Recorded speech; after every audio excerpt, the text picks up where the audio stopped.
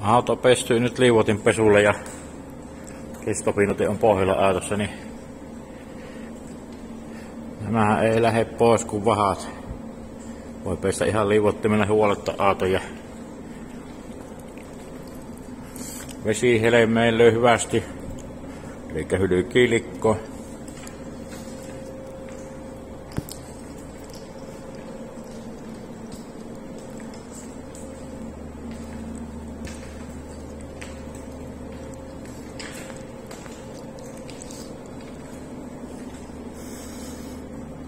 Kyllä se siitä kun kuivaa, niin tulee tosiaan siistin näköinen. Ikkunoita olisi hyvä pyykkiä ja tasaopintoja, kun vesi on kalakkista. Tahtoo jäädä niitä pisaamia aina kuivassa. Pinnoite suojaa paljon siitäkin.